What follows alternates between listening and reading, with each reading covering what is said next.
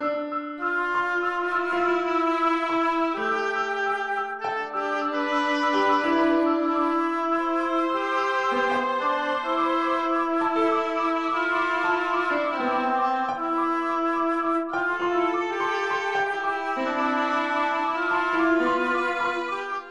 hear me when I speak like this? Yeah, fine.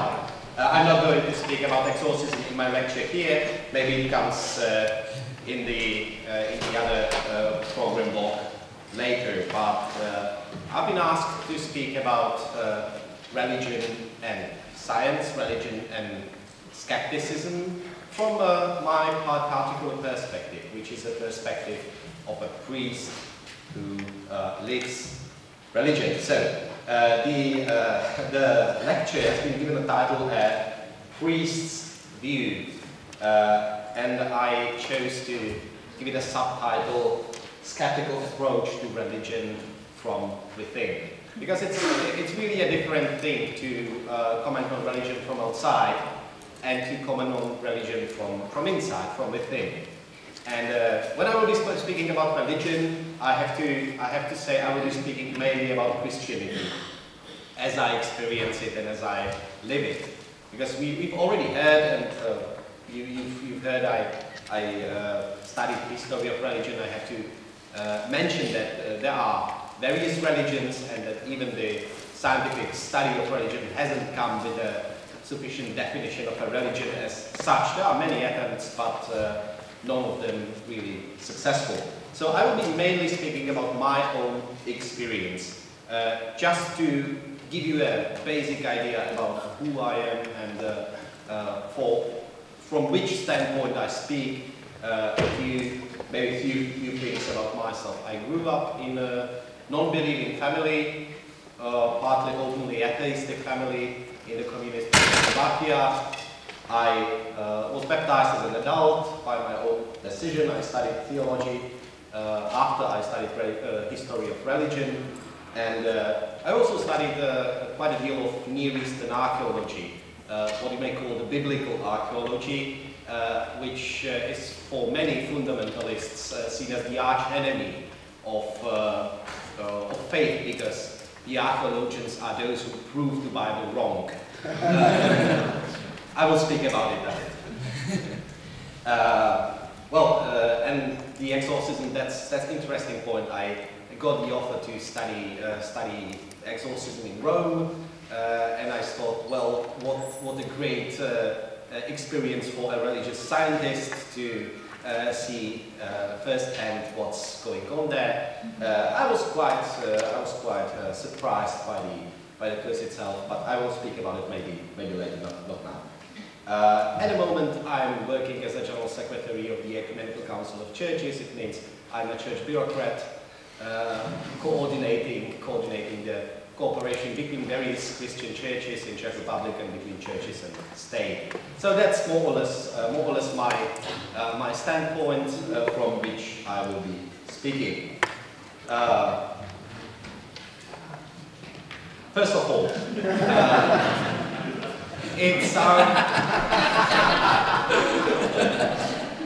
it may seem a bit strange to have a religious person speaking for Skeptics Congress.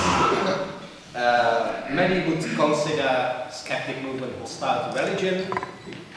Many would also consider religion hostile to skeptic movement. The lovely lady outside of this house with this sign, Jesus Christus kocha skeptików, Jesus Christ loved the skeptics, may not be a best example of a hostile approach to skepticism, but I am quite sure many of you have experienced hostile attitude from religious people toward skeptical inquiry and skeptical attitude. I am not going to be very hostile to you. I hope. Maybe a bit. Well, first of all, please, how many of you have a T-shirt like this? Hands up. Oh, not that many. I have one. I just don't wear it very often.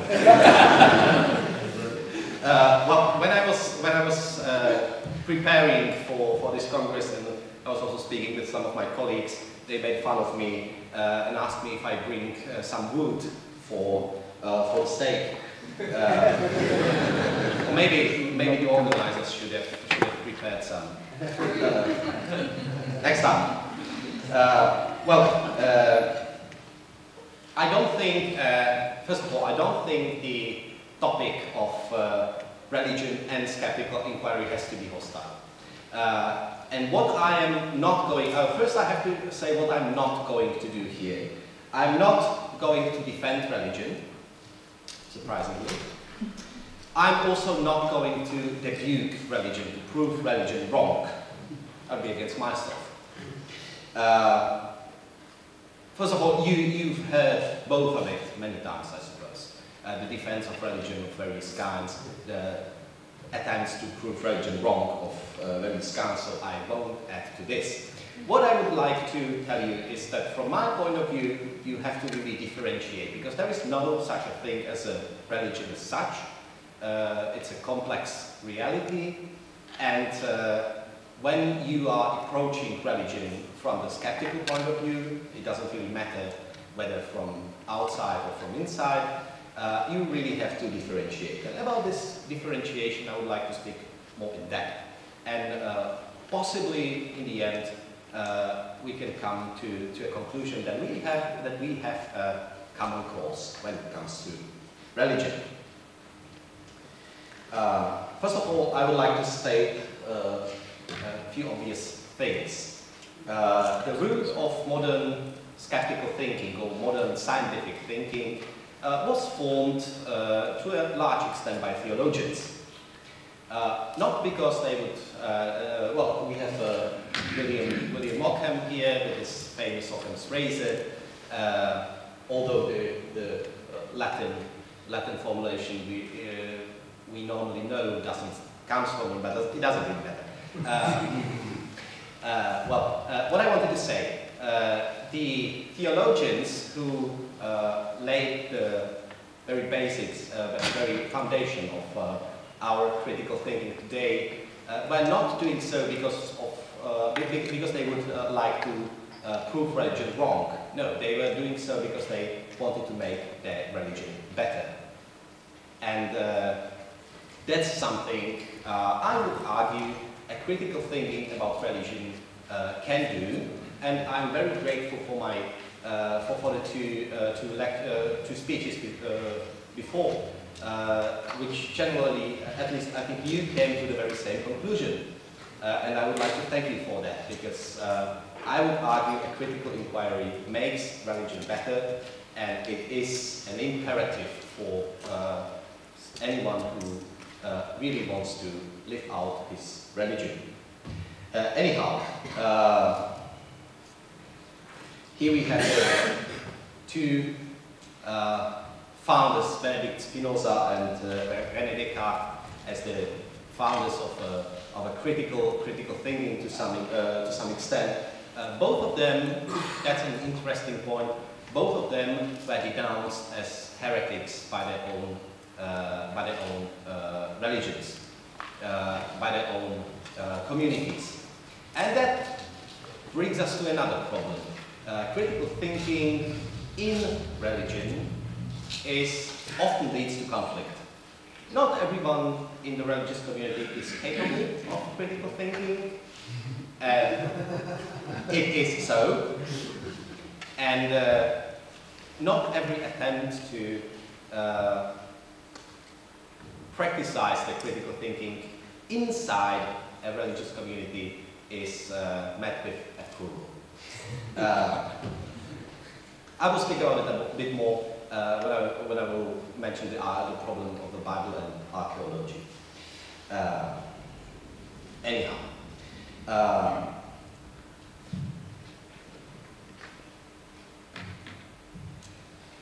when we address the question of science and religion, then we come to the classical definition, which also is a classical defense of religious people when met with scientific inquiry, that a science is agnostic towards untestable claims.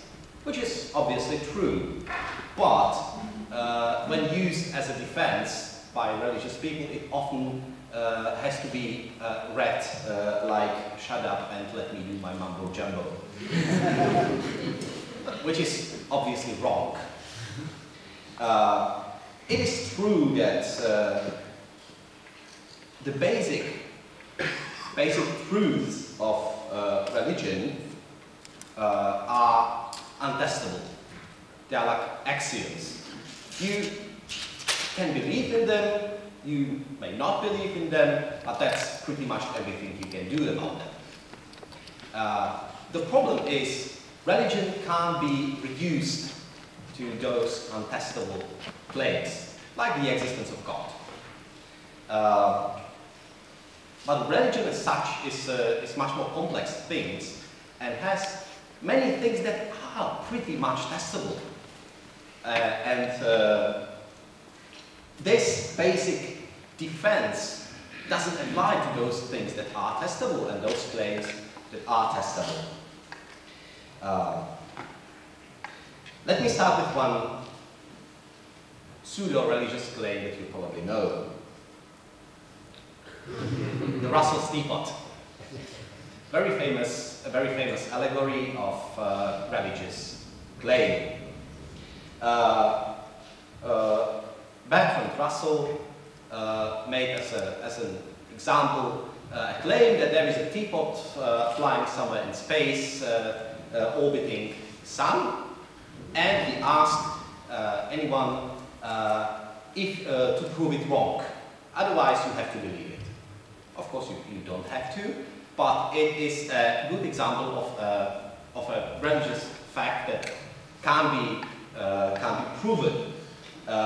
The reason why Bertrand Russell made this claim is that he wanted to show that the burden of proof lies upon the person making an unfalsifiable claim, which applies only to an extent from my point of view. Well, first of all, when we speak about core religious beliefs, there is no burden of proof, because nobody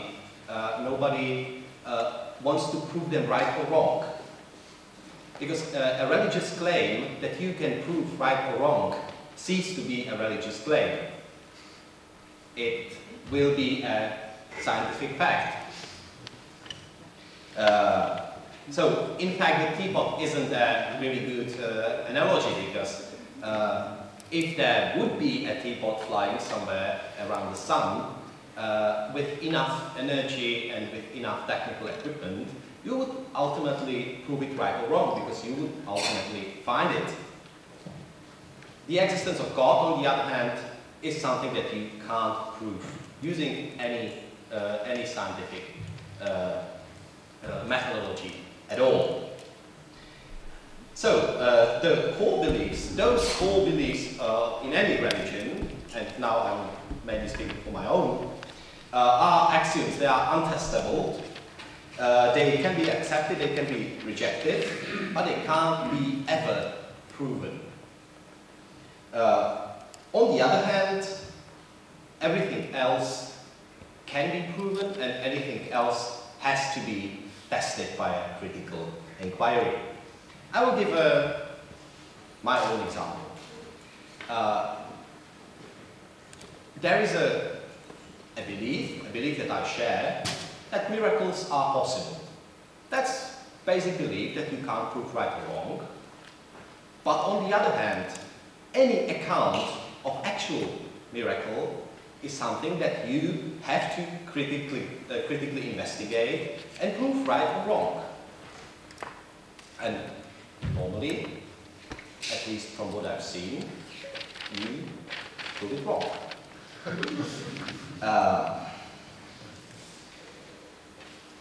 What applies to those core beliefs, in other words, doesn't apply to the religion as a whole. That's the differentiation we have to make.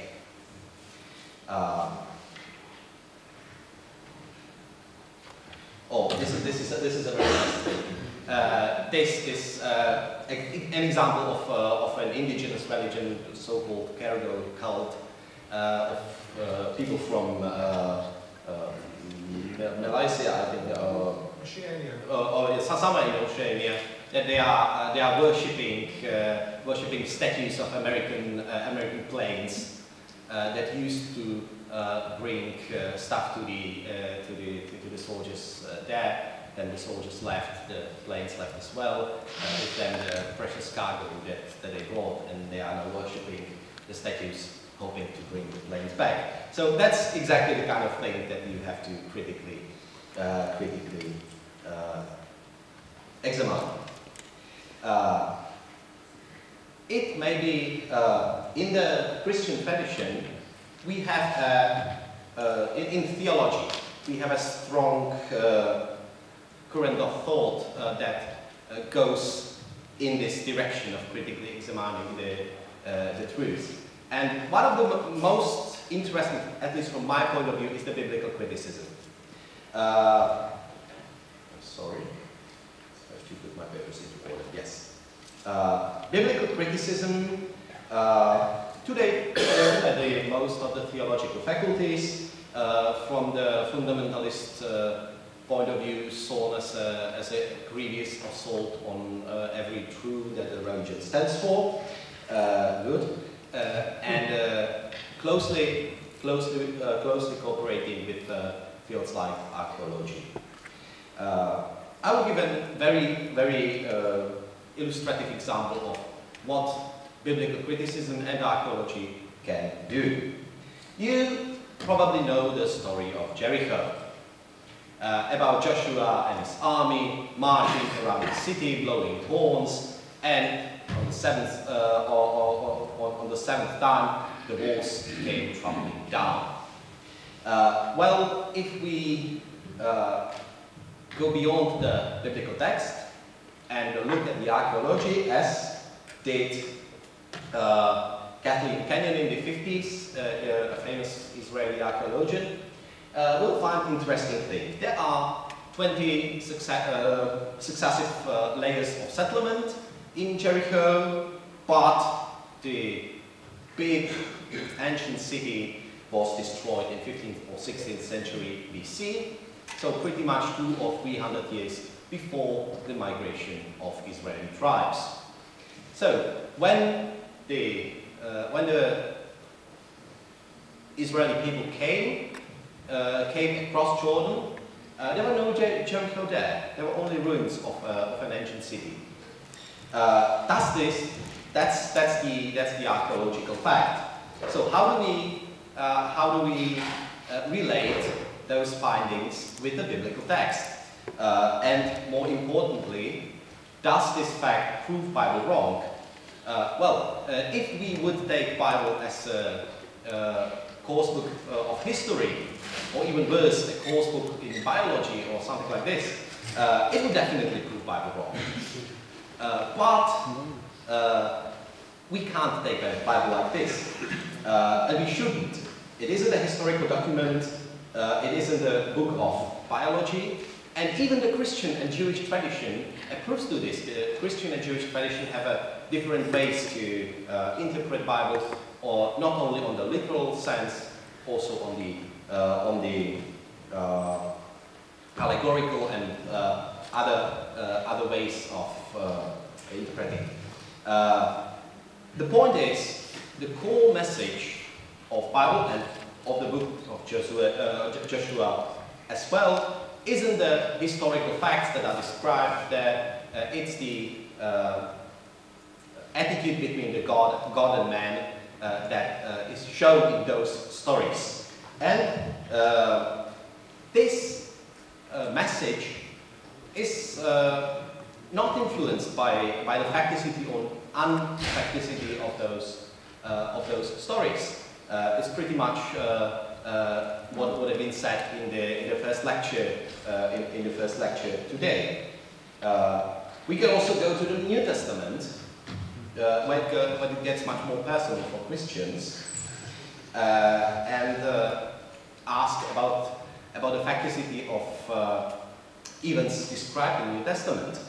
Actually, 19th century theology or early 20th century theology, theological modernism, did some very interesting thing. They try to bring faith into the line with a scientific worldview, which means they try to explain the miracles described in the Testament, like Jesus walking on water would use some kind of slur. That's true, I don't tease you, really meant seriously. Or Moses speaking to the burning bush would be ignited oil well, and the voices he heard were probably some hallucinations because of the gases. Never mind. The point is, for the message of the New Testament, the facticity of those stories are practically irrelevant. The Gospels are documents written in a particular society for particular readership, and they have to be critically examined, and it's done in the church tradition, at least since 18th, 19th century. Another example from the very church tradition, you probably know St. George, the dragon slayer. It probably, he's venerated as a saint, he has a feast day, many nice traditions around it. Well, it wouldn't probably surprise you when I tell you that a dragon is made up. The point is, St. George is made up as well. They're probably never been the actual person. It's a legend that revolves, and this brings me to the point.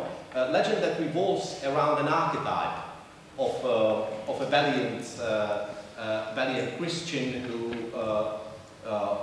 is an incarnation of Christian virtues, and that's the reason why he is venerated, not because the facticity or non-facticity of his person, and that's the reason why he can be venerated, even if you know that in fact he wasn't there.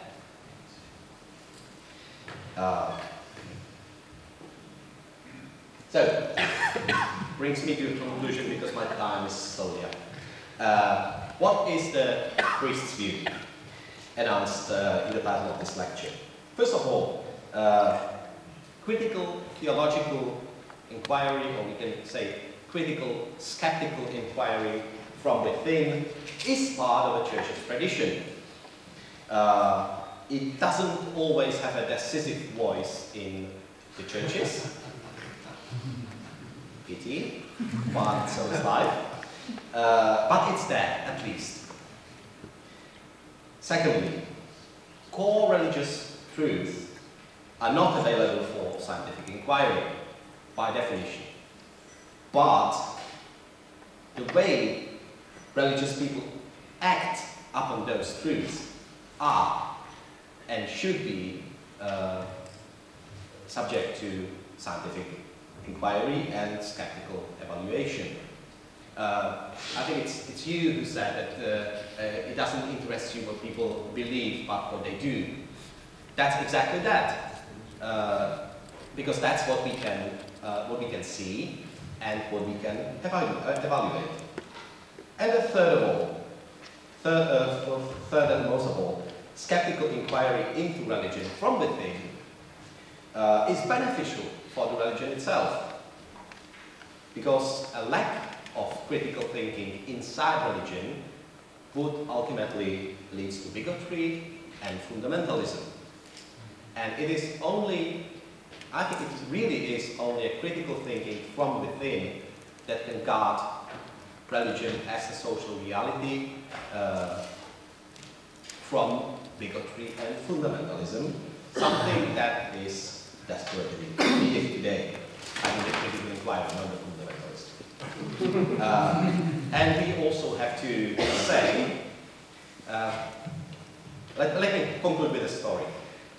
When we studied Old Testament literary criticism in Bern with one of my great teachers, we were generally speaking about all things that are written in the text, but in fact weren't.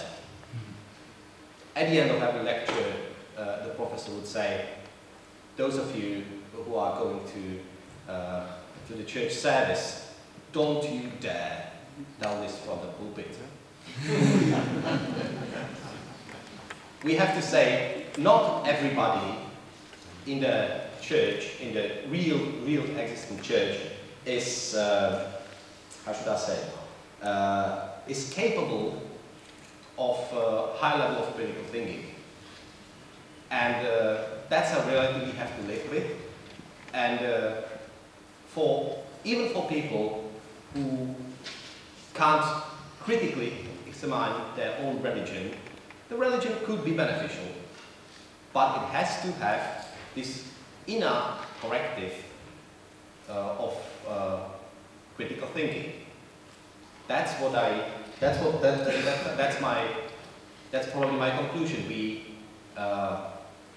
by critically examining the religion, we are making religion better. Thank you.